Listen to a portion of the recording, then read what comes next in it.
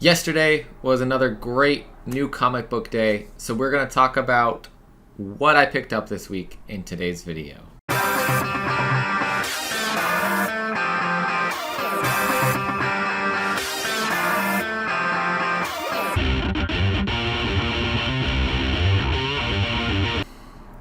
Welcome back, everybody. Let's talk about these awesome books that came out this week. The first one, I gotta say, I don't know if it was supposed to come out today because my shop only got the 1 in 5 variant for it.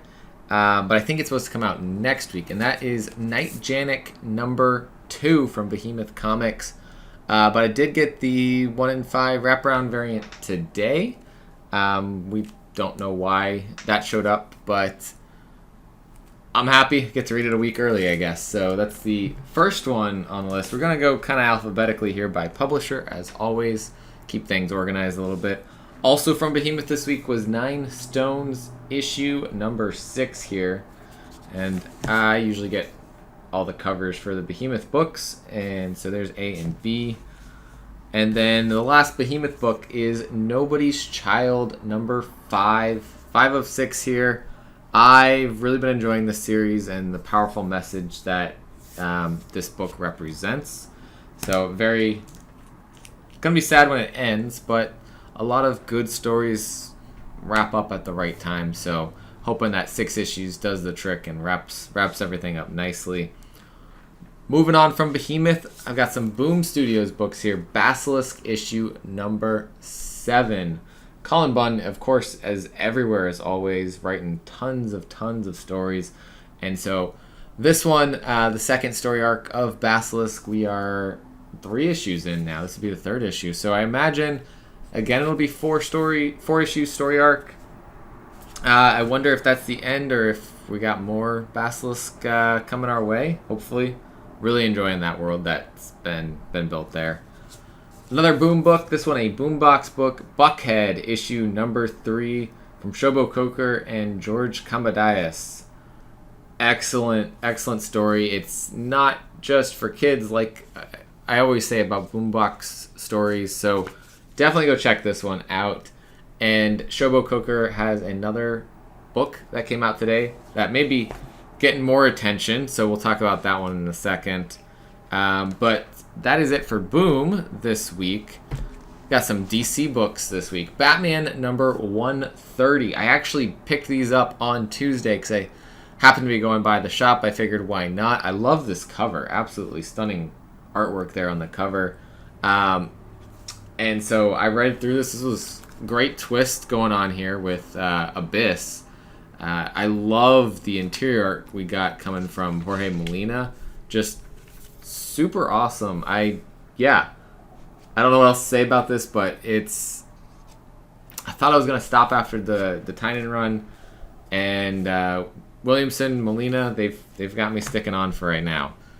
My plan is to eventually stop reading it, but they've convinced me to stay on.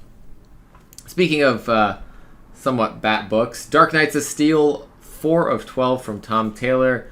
This one illustrated by a different artist. We've got illustrations from Bengal, which I get why they did that in this issue. We've got a little bit of flashback kind of story being told here.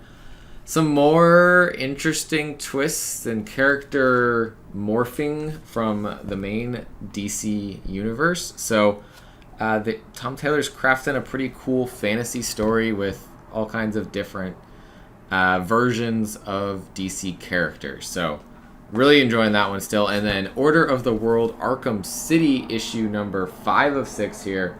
This one's been solid the entire time. Great development in our main protagonist, Dr. Joy, and the characters from the asylum, the different patients of hers, really been growing as well, and we get to see different sides of them than just the people that are stuck in the asylum. So really enjoying what's been going on in this one. Dan Waters and Danny, the creators on that.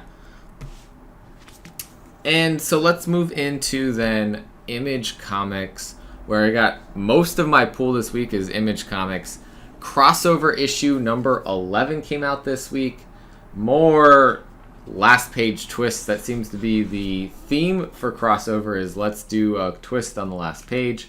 The twist from last time, it's been long enough, so this is going to be a spoiler if you haven't read crossover issue 10, but Donny Cates inserting himself into crossover and being kind of the big reason the craziness is happening, him and Jeff Shaw maybe being the reason all of the story is happening here in crossover and why the world is going crazy. And he brings in another big twist at the end of this. So I'm still enjoying crossover. Every time I thought I was going to stop it, I found a reason to stay on. So they're doing a good job with the story. Let's see. Coming up now, we've got Echolands, issue number 6, the last one for the story arc. I believe the plan seemed to be that we would have more story arcs. We're going to have an oversized hardcover edition for Volume 1 coming up. I don't want to spoil the story because I haven't read it, but I wanted to see if they said anything else like to be continued or anything like that in the back here. I really, really enjoy the story that we got going on here, though. It doesn't really say. But from what it sounded like, it was going to be more than just one volume. So I expect we'll get more of that coming up later in the year. And then we've got Magic Order 2, issue number 4 from Mark Millar and Stuart Immonen. So 4 of 6, I believe. These are 6-issue story arcs. It had been a while, I think, since the first Magic Order story arc. But this one's just as good as the first one. If remembering correctly from the first one, issue 4 or 5 had some big twists. So I expect we might get something similar happening in the story pretty soon. Also from Image, New Burn, issue number 3 from Chip Zdarsky and Jacob Phillips. Really enjoying where this story's been going as well. I wasn't thinking I was going to like this genre-wise, but Chip Zdarsky can craft an amazing story no matter the genre, so it's got me on board and hooked. New one from Image, New Masters, number 1 from Shobo Coker and Shof Coker. Brothers, I believe it. Their description said brothers from Nigeria. This, if you look through the art on the inside, is really, really freaking cool. I love that this is going to have some sci-fi elements, some aliens, so all kinds of cool different things in it. Very excited. I'm probably going to read this right after I finish filming this. I was so excited I picked up the cover B for this as well. Couldn't pass that up. And another Image book that I was really excited about today, Nocterra issue number 7. Nocterra's back. So I picked up the cover A, but I also picked up the 1 in 10 Danny cover here. The Virgin cover on this looks so much better, I think, than the trade dress on it. So I went with this version instead of the trade dress. Very happy to do that because the story is awesome. I'm really enjoying the world that's being built, and Danny's artwork on that looks awesome. Last but not least, for Image, Thing Called Truth, issue number 4 of 6 right here. I believe 6, maybe it's 5 actually. I can't remember, but we're coming towards the end of the story, and so far it's been a very, very fun ride. Literally, it's a ride because they're driving around their car. But yeah, another great one that if you haven't been reading, I would recommend getting the trade when it comes out or going back and picking up the issues. Great development between the characters going on in the story. Marvel's up next, and we've got ASM 88 with the Queen Goblin, whatever, I don't know. I think there's going to be another Red Goblin. We're never going to see this character again after so many issues. But the way Marvel books have been going lately, people are just speculating on everything, and so the price, I'm sure, has gone up already, even though it's new comic book day. I'm sure that's another one that's spiking. Maybe not so much as Black Panther, but Probably similar way the Red Goblin went before. Also Marvel, Daredevil, Woman Without Fear, issue number 2, following Elektra and what's going on with her, and how that plays into the whole Devil's Reign event and her and Matt. And then this one, I wasn't going to read this series, but I could not pass up this cool AF-15 homage and just the fact that he's like, "Rah." I don't know. That caught my attention, so I said, why not? There that is. Savage SpiderMan number 1. Pretty cool cover. And last but not least from Vault Comics, Human Remains issue number 5. This is a very, very good series. Very traumatic series, I'd say. Good emotional horror going on.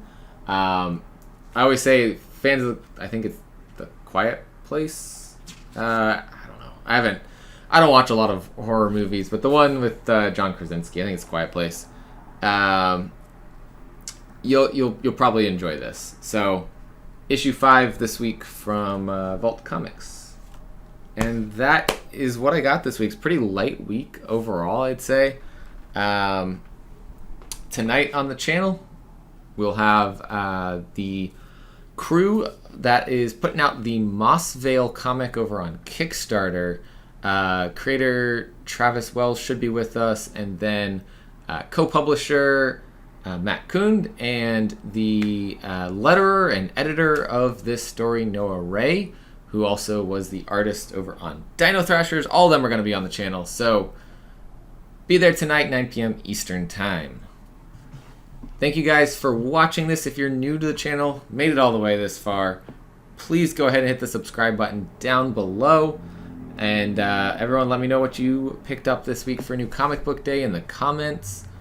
Please drop a like on the video on your way out. As always, collect what you love. See you guys next time.